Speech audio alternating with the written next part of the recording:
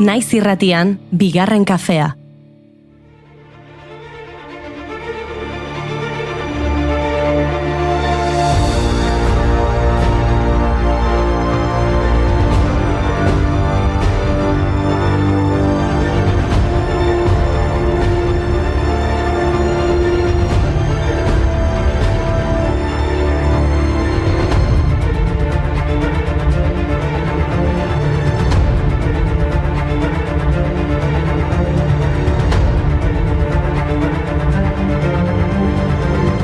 Egunon guztioi eta ongi etorri bigarren kafera. Egun berezia gaurko oraintxe Pellilekuna lankiderekin azaldu bezala Lanuztek markatutako eguna. Hego Euskal Herriko sindikatuek Palestinaren aldeko elkartasun eguna antolatu dute gaurko. Lanuzteak eta mobilizazioak izango dira gaurko protagonistak. Ela sindikatuak 4 orduko lanuzte deialdiak egin ditu eta beste sindikatuek berriz, LAB, Komisioren Sobrera SUGT, SK, Steilas, CGT, Etxalde eta Iruk 3 orduko etenak egitera deitu dute. Gernika Palestina herri ekimenak burrumbak deitu ditu. Udaletxeen atarietan egingo dituzte 7:00. La pena del que a nadie importa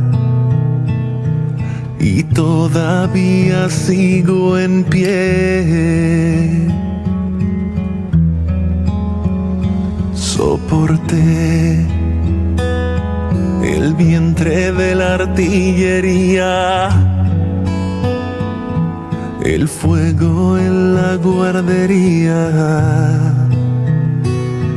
y todavía sigo en pie. No puedo hacer una canción de paz. Baina lanuzterik ez, poliziarentzat, Guardia Zibilak, Espainiako Polizia Nazionalak, denak gizajoak zenbat lan egin duten historikoki urriaren 15. Beraz gaur argibili, badirudi, indar polizialei eguna gustatzen zaiela atxiloketa ibiltzeko. Aspalditik gainera, goazen kronologikoki gaurko egunez 1936an Jose Aristimuño Aitzol euskal idazle, kazetari, apaiz eta gauza horien guztien gainetik euskaltzalea atxilotu zuten Galerna itsasontzian. Handik egun gutxira espetxetik atera zuten eta Hernaniko Hierriko horman fusilatu zuten beste 191 lagunekin batera. Haren familiak ez dagin non dauden haren gorpuzkiak eta Arantzadiko ikerketak Hernaniko Hierrian ez daudela baieztatu ahal izan dute. Eguesuan borkideak txebanaren kartela.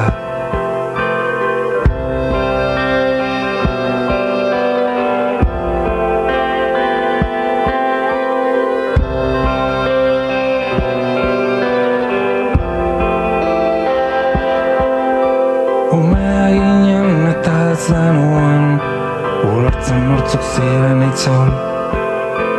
Marlaibo Guardia lorka. Handik urtebetera, 1937ko urriaren 15, polizia frankistekin lotura duen beste gertakari bat. Frankistek 14 euskal preso fusilatu zituzten Elduesoko espetxean Santoñan. Abuztu erdialdean Eusko Jaurlaritza eta Italiarren arteko negoziaketen ondorioz Eusko gudarostea Santoñan errenditu zen, bizia barkatu eta ebakuatzearen truke. Frankistek ordea ez zuten hitza bete eta preso sartu zituzten. Disiplinazko neurri bezala euskal formazio bakoitzeko 2 ordezkari fusilatu zituzten, abertzale, errepublikano, sozialista, komunista eta anarkistak.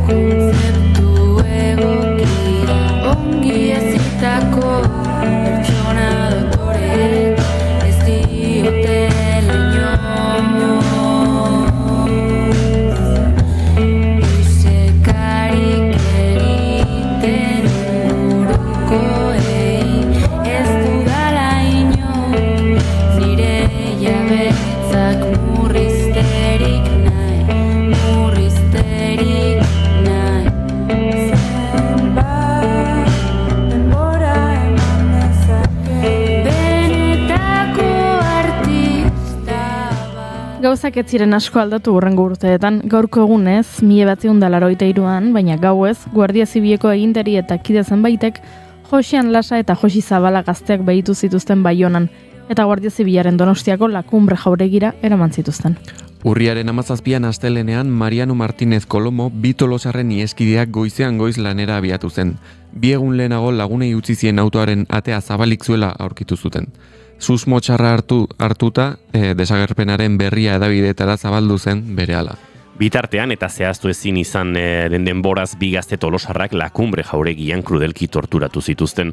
Operazioaren antolatzaileek informazio helburuak betetzat eman zituztenean, lasa eta zabala hil zitzaten agindu zuten. Horretarako alakantera eraman zituzten. Bertan, biei beren hilobiak eginarazi zizkieten, eta ondotik buruan tirokatuz hil zituzten. Minak ez aldu mine materik, nori egiten dio kalterik. Aritzaren memoria. 1985 ekainaren 21 Lasa eta Zabalaren gorpuzkiak Euskal Herrira iritsi ziren. Zekartzan hegazkina Hondarribiko aeroportuan lurreratu zen eta aireportuko atarian senitarteko lagun eta herritar ugari bildu ziren. Espainiar poliziaren eta bildutakoen artean istiluak sortu ziren eta hainbat lagun zauritu zituzten. Atxiloketa gehiago, 30 urte beranduago, gaurko egunez 2013an Espainiako poliziak Sanferminetako jaietan Iruñeko udaletxearen aurrean txupinazoa jaurtitako unean ikurrina erraldoi bat zintzilikatzeagatik 6 lagun atxilotu zituen. Epaiaren iritziz, gertakari horrek ia 20 minutu atzeratu zuen Sanferminen jaien hasiera adierazteko txupinazoa, eta arriskutsua izan zen argi eta garbi, orduan plazan zeuden milaka pertsonentzat. Ordena publikoaren delitu larria zela esan zuten.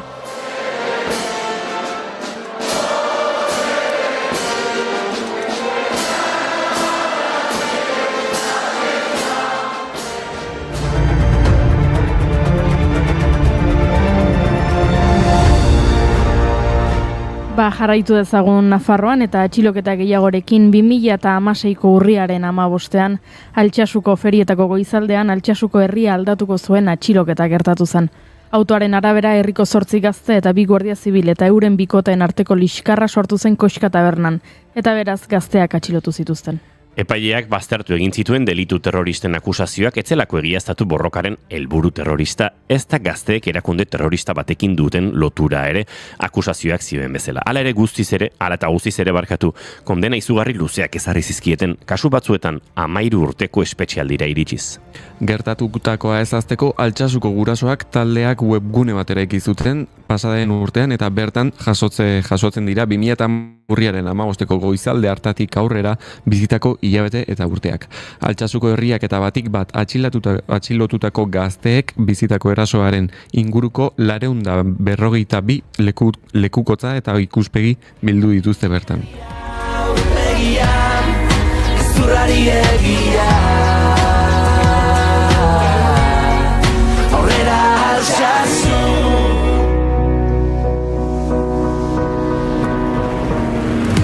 Bagenu izanen dugun bizi grinean, ez bagenu arnasik jaio ez baginen.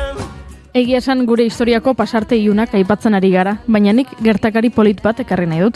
Gaurko egunez, duela 129 urte, euskara hutsez irakasten zuen historiako lehenengo eskola zabaldu zuten Bilbon. Resurrección Maria Azkuek bultzatu eta Ramon de la Sotak finantzatu zuen proiektua eta lehen hezkuntza eskaintzen zuen euskaraz. Garai hartan Bilbon euskarunak biztanleriaren 20% inguru ziren eta euskara hezkuntza sistematik guztiz utzia zuten agintariek. Proiektuak ez zuen egonkortzea lortu eta denbora gutxira itxi zuten. Halere, gerora etorriko ziren ikastolen aurrekaria izan zen, beraz, pozeko modukoa da. Eta goazen gaurko gonbidatuekin, Harribitxi bikote artistikoa etorriko da. Musika tradizionala bizi berritzeko asmotan proiektu interesgarria sortu dute. Alkimia izeneko epea aurkeztu berri dute, naiz eta deiadar diskoaz ere jardungo garen. Eta ondoren guk ere bat egingo dugu Palestinaren aldeko lanuztearekin. Bai, orain inoiz baino indar gehiagorekin bake iraunkorraren aldeko aldarria egin behar dugulako. Beraz 11etan eten egingo dugu bigarren kafea. Ordu horretan gure lankideek hartuko dute lekukoa, mobilizazio eguna nola doan kontatzeko. Entzuleok, urriak 15 ditu gaur eta asteazkena da, ongi etorri guztioi, bigarren kafera naiz irratarete.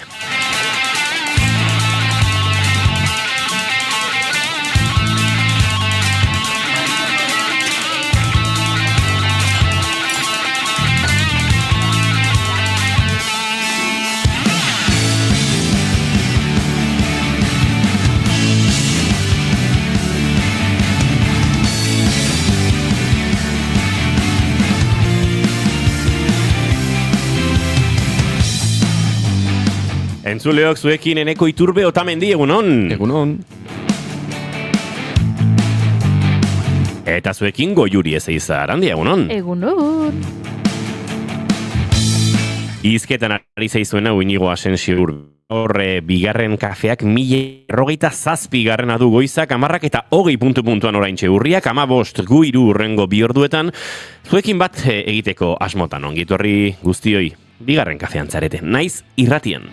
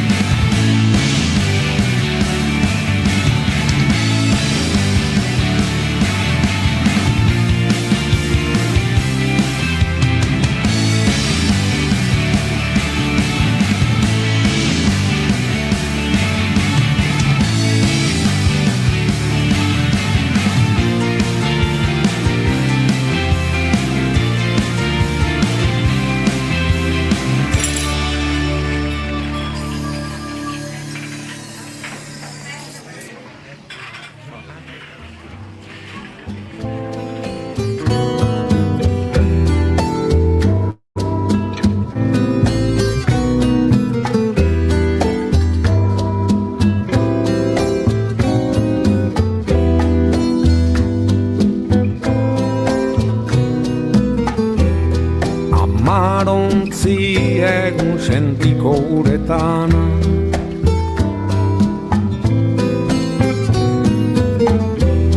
Arantza orduak Ongitorri guztioi, bigarren kafean gara, dagoeneko txatean bota digutemen, egunon, aupa Eneko. Bueno, Eneko, ja, Gorka zure fan bihurtu da. Bai, ikustet.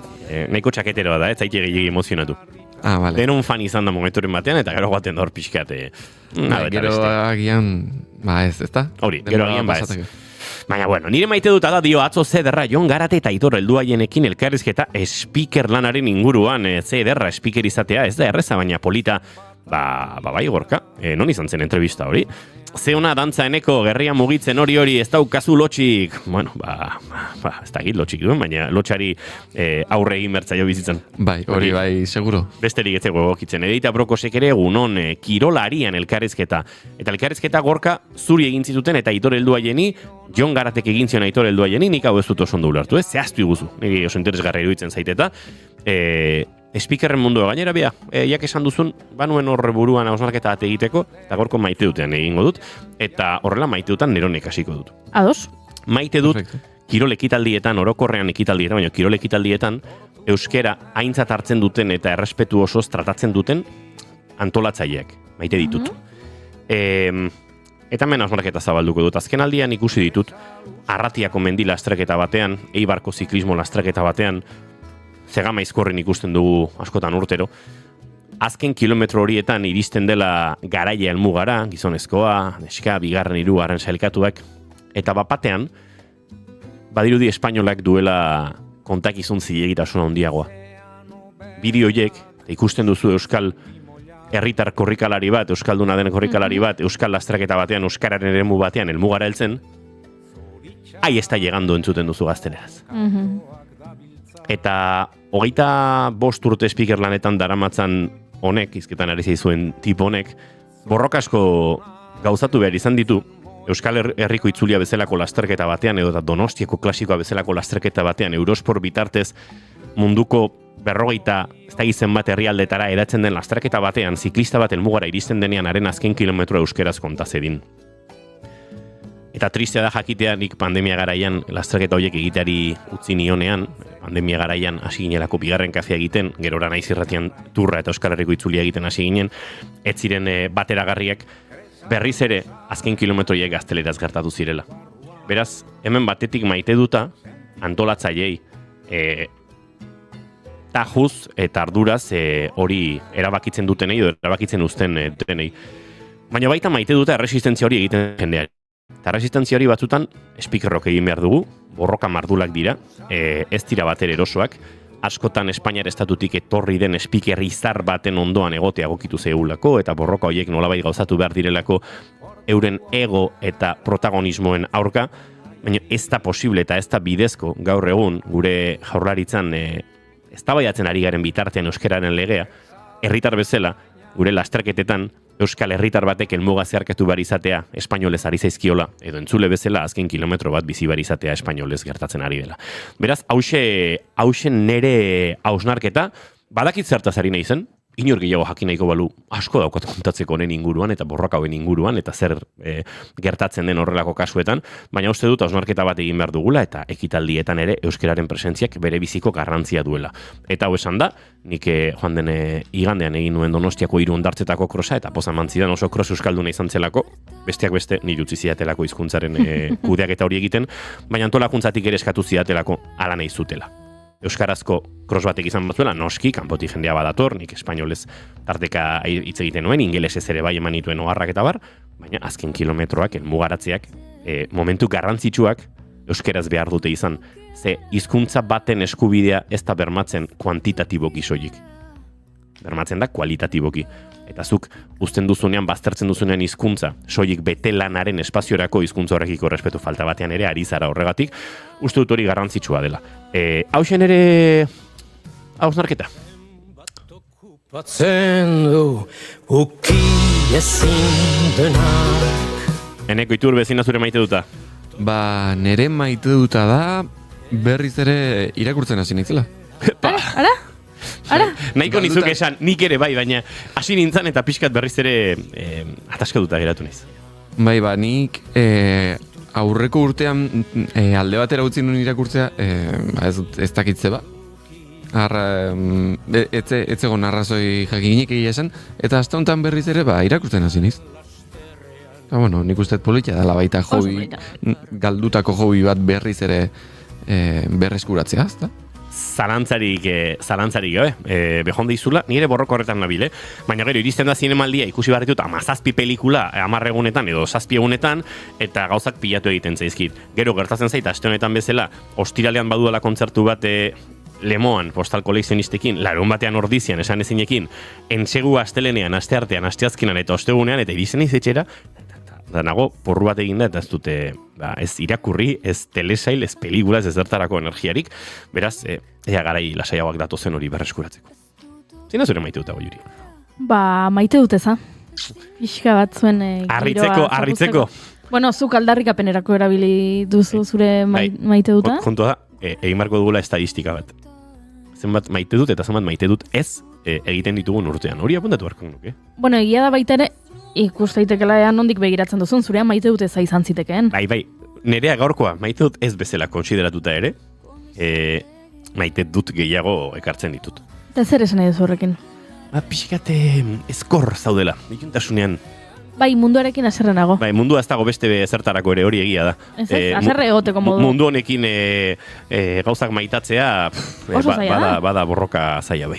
Oso zaila da. Zer da maite ez duzuna Juri? Ba, begira, txio bat ikusi dut. Ba, duela ezein beste gizon batek idatzitakoa.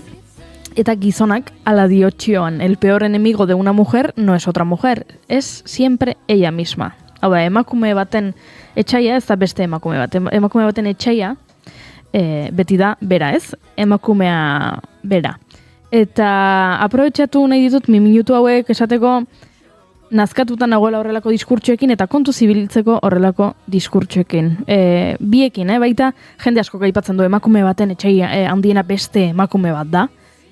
Eta hori esateko oinarritzen dira, historikoki sortu den aurre iritzi batean, hau da, emakumeo garela jeloskorrak, garela gaiztoak, garela zitalak, eta kritikatzen ditugula emakume guztiak denbora guztian, eta gure artean liskarrak sortzen direla, eta bueno, aurre iritzi horretatik sortzen da, emakume baten etxai nagusia emakumea dela.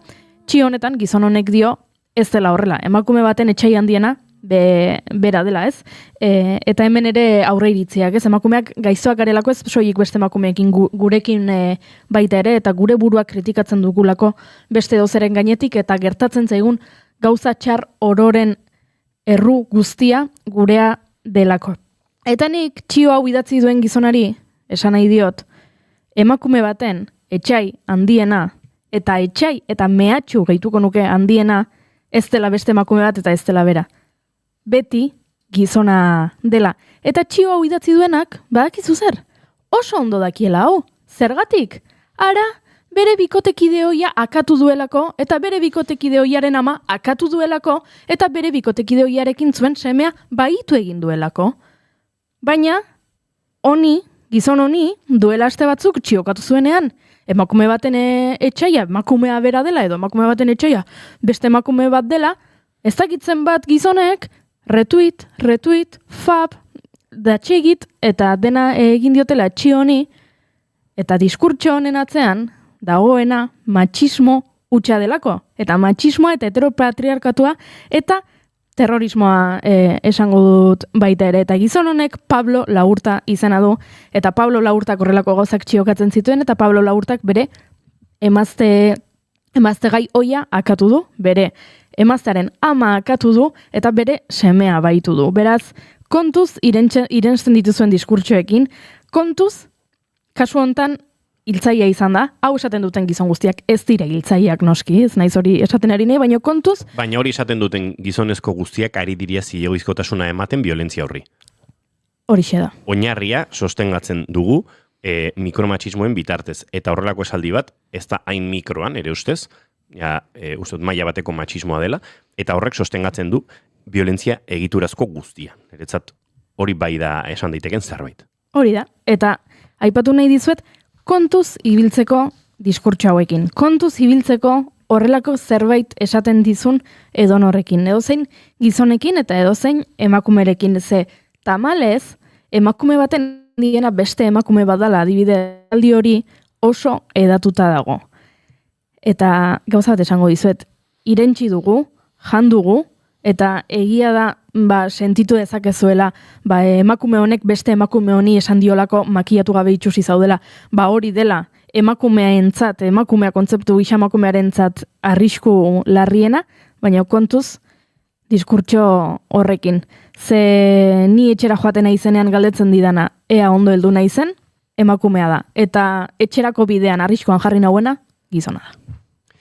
Entzuleok, goizeko 10:22 minutu, nik gauza bakarra gehituko nioke Goiuriren osnarketa honi, eta da, emakumezkoaren etxai nagusia gizona dela, eta gizonezkoen etxairik nagusiena eta gu arriskuan jartzen gaituena ere gizonezkoa dela. Eta hor, estadistikei begiratu besterik ez daukagu. Goizeko 10:22, esan da bezala aurrera joango gara, aurrera egingo dugu, eta bagoaz gaurko gure lehen gonbidatu orkestera segituen.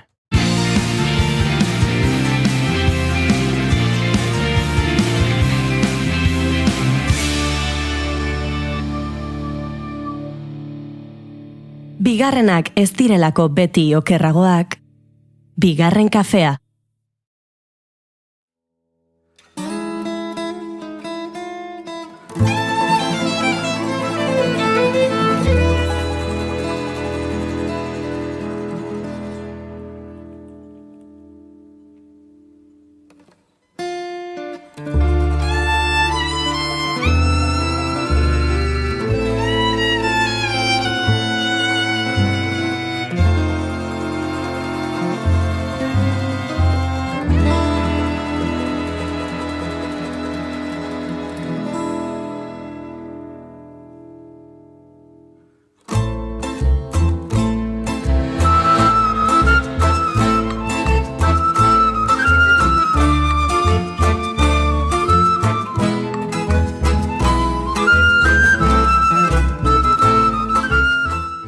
Txistulari bat pasada etxazpitik, eta bapatean oroitzen naiz plaza guztietaz. Oroitzen naiz, hitz egin gabe solasten ginela, oroitzen naiz errotariarekin, eta oroitzen naiz gure jardineko larrosekin. Gari badela, aspaldi ikasi zenuen, lautadako errotaria, sekreturik ezin da gorde, gezurrik ezin da konta. Nork esan du norberaren bidea egitea erraza denik? Itxaskantuak naramani, ametxen uretan igeri, arriskutik iesi, baina nor da kapitain gure galeoian, nik bada ezpada, hanbotoko amari errego egiten diot.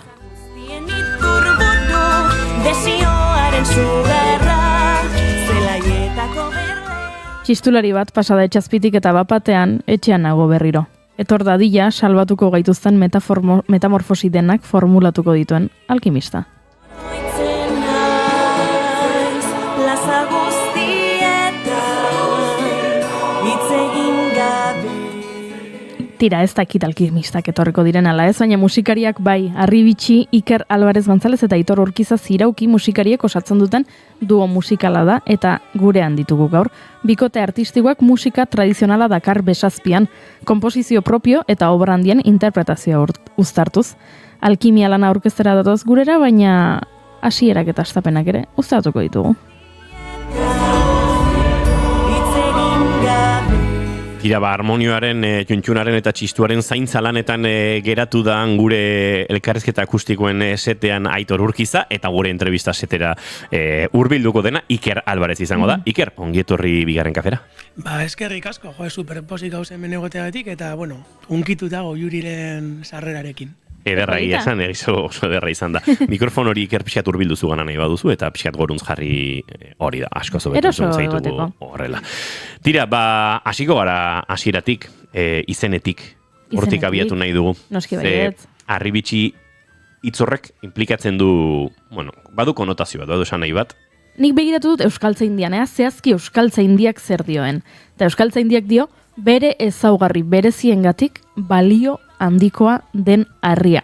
Eta pentsatu dut, Arribitxi proiektuak baditu ezaugarri berezi batzuk, pentsatu dut eta galdetzen balin badiet beraiei. Zein da zuretzat, Arribitxi proiektu honetan, barnean edo, zuen proiektu musikal hau, barne biltzen duen ezaugarri bereziena.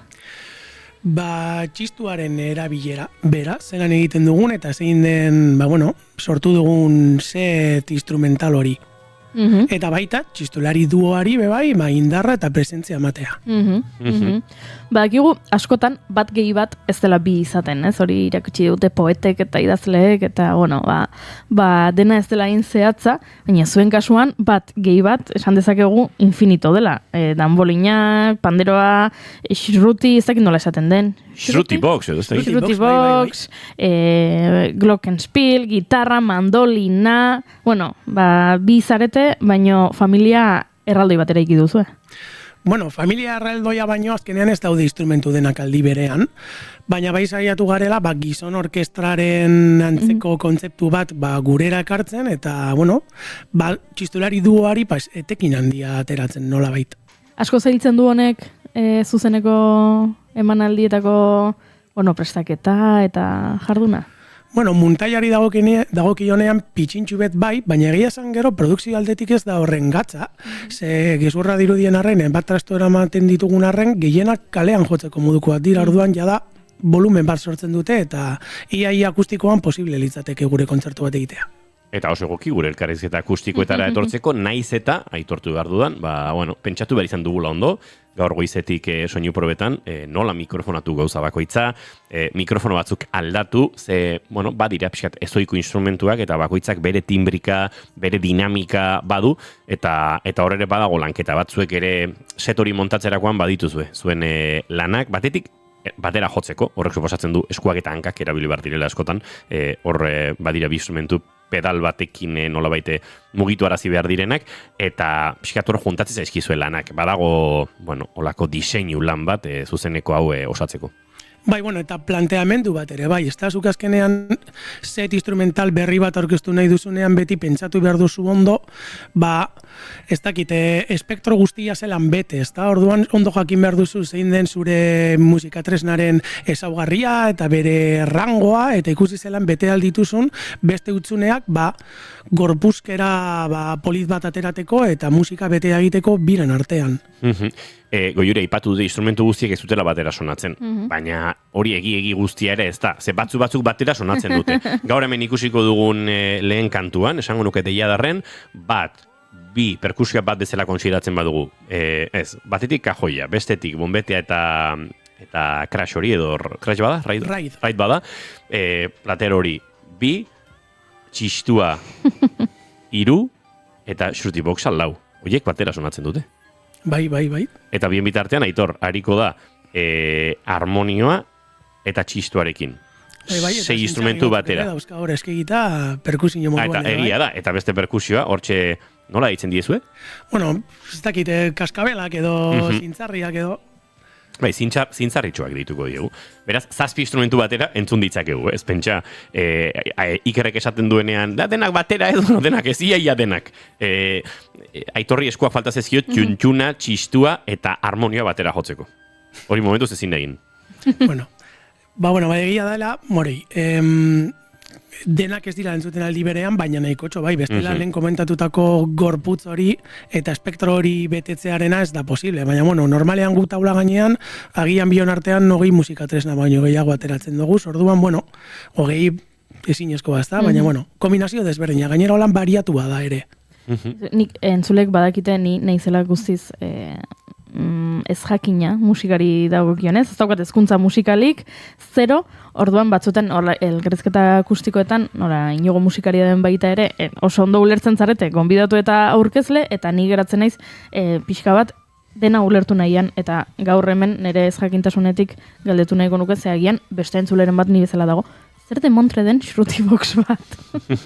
Bueno, Shruti-boxa harmonioa bezala indiako musikatresna bat da, haizezko musikatresna bat da akordeoi txiki baten antzekoa. Gure kasuan Shruti-boxa erabiltzen dugu nota pedalak jotzeko, nota pedalak dira, etengabe, modu jarraian, entzute dire nota batzuk, eta horren gainean melodiak egiten ditugu. Eta, bueno, egin izan duguna, hor Shruti-boxarekin eta harmonioarekin izan da tradizioak askotan egin duen zerbait eta badirudiela astuta dagoen zerbait. Da beste leku eta munduko txoko batzuetan ondo funtzionatzen duen hori zurerakarri eta zure bihurtu, ez da nolabait. Horre, nota pedalen edo mantra hoien, ez? Eustu gainera indiako musikatik etorritan mantra hitza oso egokia litzatekeela hemen. Bada folkaren, munduko hainbat folketan oso oinarrizko den zerbait, ez dakit, gaita galegoak aipatzen ditugunean, eta galegoekin eraberean mundu keltiarreko aita horiek, hor badago nota bat sonatzen. Gurean, txuntxunak berak egiten du, nahiz eta harmonizatuta ez, alako, nahiko estandarra denez, konstantemente sortzen den zerbait, badago zerbait ez, nota pedal horietan eta mantra horietan, folkarekin oso lotuta dagoena. Bai, lurrari eta bastakit herriko izaera horri lotutako soinu bada. Holan dauka aire primitibo antzeko bat ere bai, eta gure nortasun musikalarekin oso ondo bat induen zeu zer da. Hemen ari gara gauzak azaltzen, eta uste dut, oso ondo etordak igukela, Aitorrek harmonioa pixkat joko balu, eta horrela entzulei esan dizaiek egu nola sonatzen duen harmonioak, bai?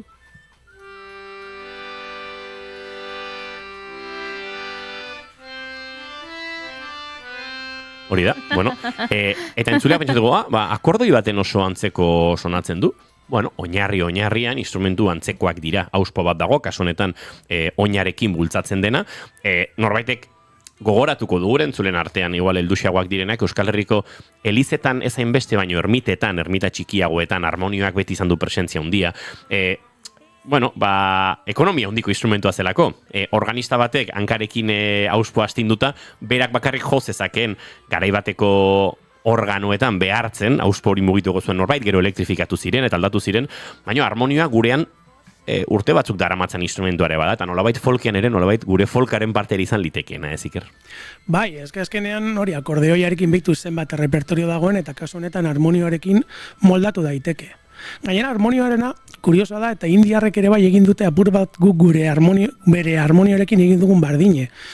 Britanikoen sorkuntza bat da, eta karo, Britaniarren kolonia izan denez, bertara eraman zituzten, eta beraiek, beraien kultura hori zuntzitu beharrean hartu dituzte, Britaniarren elementu musikal batzuk ere, eta berera eraman orduan oso politxa da hori.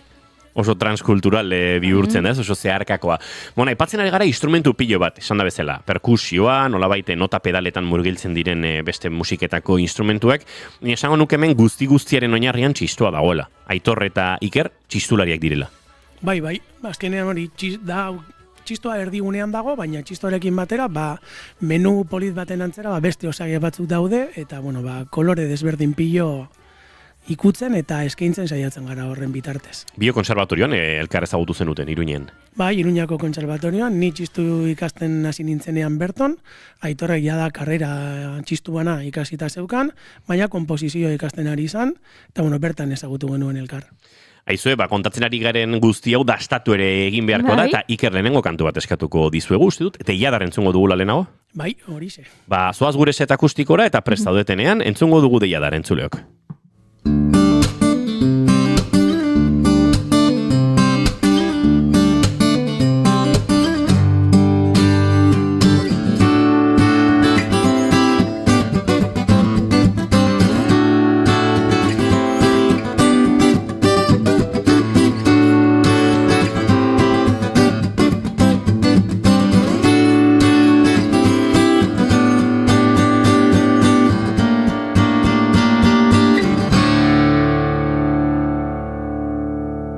Bigarren kafearen elkarrezketa akustikoetan Arribitxi prest dugu entzuleok, afinazio lanetan aritu dira, baina prest bazaudete, bikote, zuek nahi duzuenean.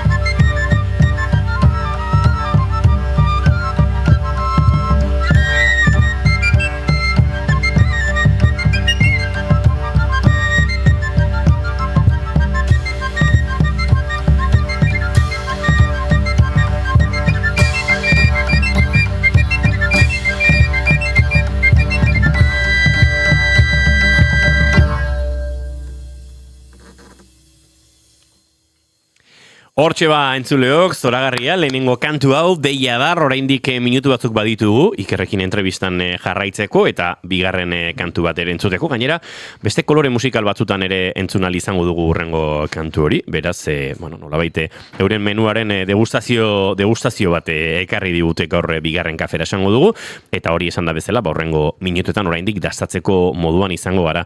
Iker, entzun dugu, dagoeneko entzuleari da kokatzen nolabaite zuenean, oso soilean txistutik aratago sortutako instrumentuekin bikote bat bazarete, eta era berean lagun eta bestelako musikariekin proiektua oso forma haundian ere aurkezteko moduan den bikote bat. Arribitxi lausoa da, esan dezakegu arribitxi asko daudela.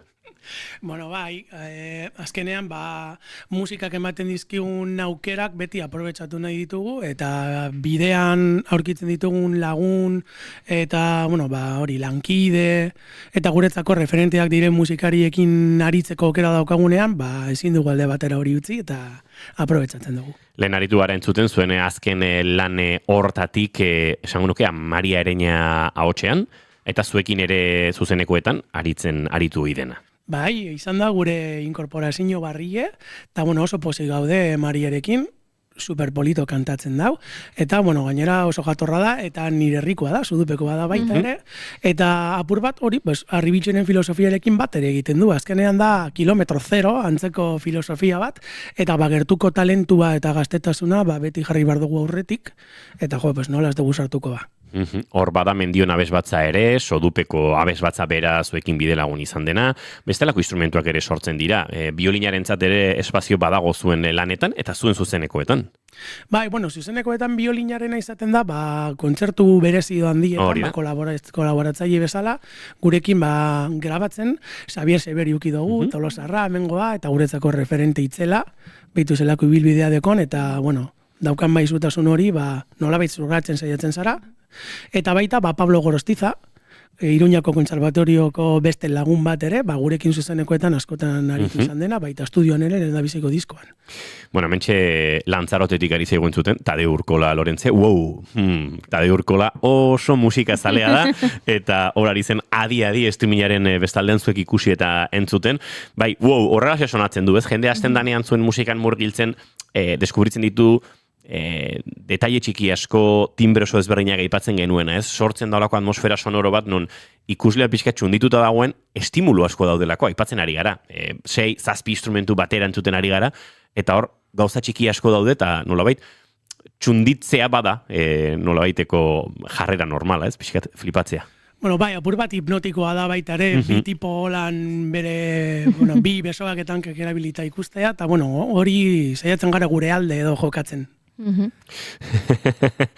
Hemen iritsi da mezuren bat, gure txatera ere, unkitu ere egin naiz, jendea, harrituta egiten ari zareten honekin, Arribitxirekin.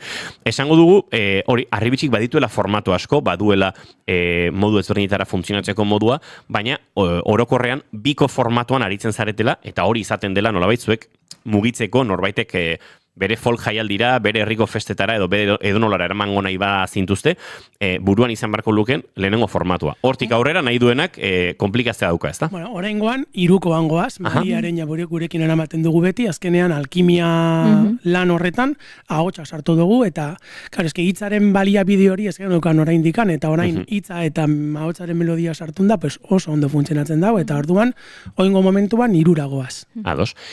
Konposizioak eta beste kantuen moldaketak, nolabait denetari gertatzen da zuenean, tradiziotik tiraka, sorkuntza propiotik, non aritzen zarete gehiago?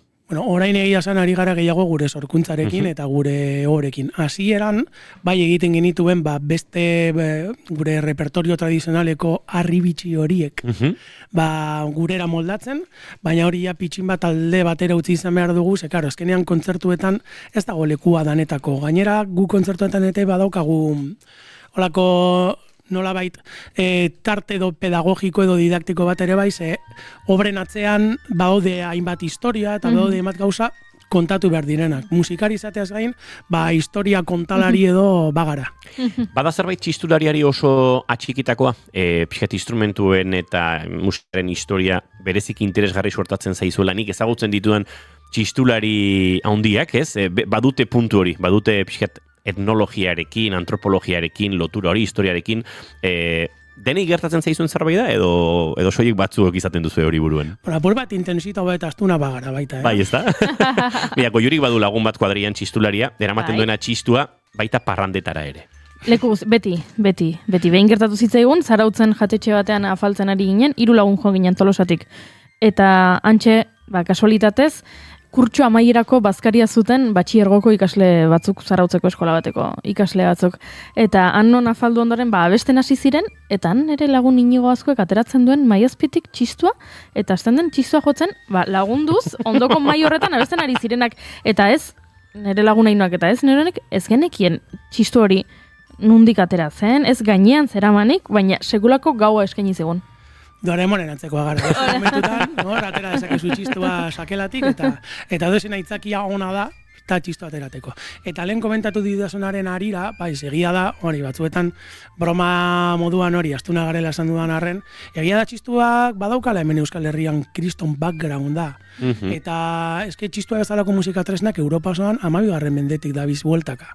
Orduan, gainera hemen Euskal Herrian askotan izan denez, protokoloari eta poteriari lotutako musika tresna bat ere, baita kontrol sozialerako tresna ere, orduan, eduki ditu bere alde txarrak, baina alde honorretan dagoena da, dagoela, kriston repertorio luzea, handia eta kalitatezkoa, azkenean potereak ere diru badaukatzean, eta, enkargu potenteak egin izan dituzte, kompositore eta musikagile oso potentei baita.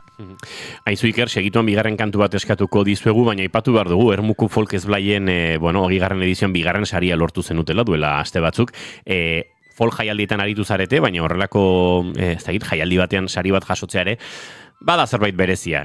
Akaso lehenengo sariarekin pixkatola gogoz geratu, baina eraberean horrelako aitortza bat uste dute oso gauza handia dela, ez?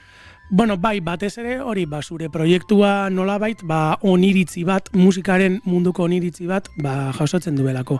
Gu, kasu honetan, saria, ez gara lehiaketaren oso sale ere, ez? Uste dugu artea eta musika beste kontu bat dala, baina askotan, festivaletan sartu alizateko, hori da daukaguna, eta, kasu honetan, saritua izatea ere, ekonomikoki ere apurtxo bat laguntzen gaitu, azkenean, musika tresnagoen mantentzea, estudioetan grabatzea eta beti izaten da gastu potente bat, eta lako proiektua beti izaten dira, behintzat ekonomikoki nahiko defizitario. Orduan, horrelako laguntza jasotzea, oso polita da, eta zure lanaren aitortza jasotzea baita. Txistularien erronka bat beti izaten da afinazioa, hori bada instrumentuari oso atxikitako zerbait, zuen kasuan, hainbeste instrumentu batzuk zaharxiagoak, nota pedalak egiten dituztenak, are lan gehiago, instrumentua bere tokian egoten saiatzeko, eta gero, txistutik beste guztira egokitzen saiatzeko, eta elkar egokitzeko, ez?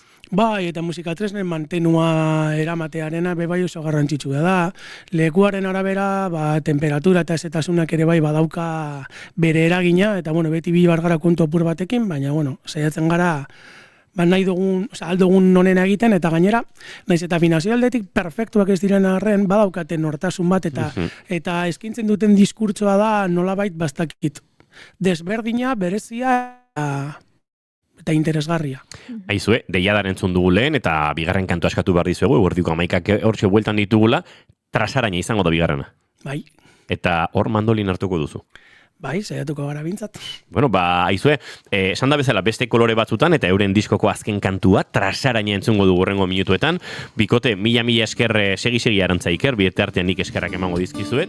Beste lagoizeko 11 bueltan izango ditugu, eta Goiuri kontatu behar dugu, hauek kokatzen ditugun bitartean, badugula Goiuri, euren disko oso formato berezian. Nik eskuartean badut harribitxi bat, ze hemen hain tradizioa erdimugan jartzen duen proiektu batean, asko gustatzen zait niri eta bitxia iruditu zait nola diseinu aldetik behintzat ez dirudien, hain gauza tradizionala ez da, jolastu dutelako kolore ugarirekin, diseinuarekin, sua ikusten dugu, sekulakoa egin dute, eta orduan, diskoa izan ordez, hementxe daukat nik auspo moduko bat, eta zabaltzen dut, eta, hemen kolore pila bat, marrazki pila bat, diseinu pila bat, eta irakur daiteke begiradak, alkimia, naramani, harribitxiren artworka Inge Konderen izan da, eta zoragarri iruditu zait, eta benetan polita. Topatuko dituzue zuen herrietan, topatuko dituzue alduzuenean, eta disko zoragarri hori eta Inge Konderen diseinu hori gozatzeko aukera izango duzue. Baina gurtu horretik azken kantori entzun behar dugu, bikote, aurrera nahi duzuenean.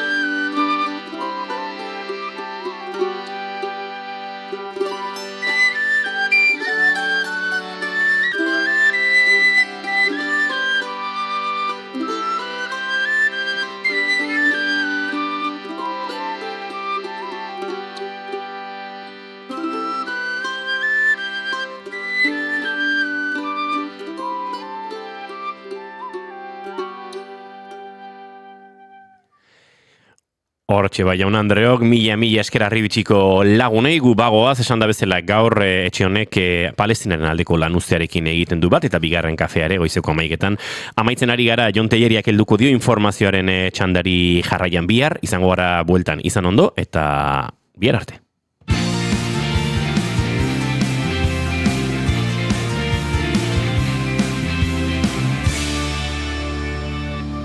Keep calm and bigarren kafea.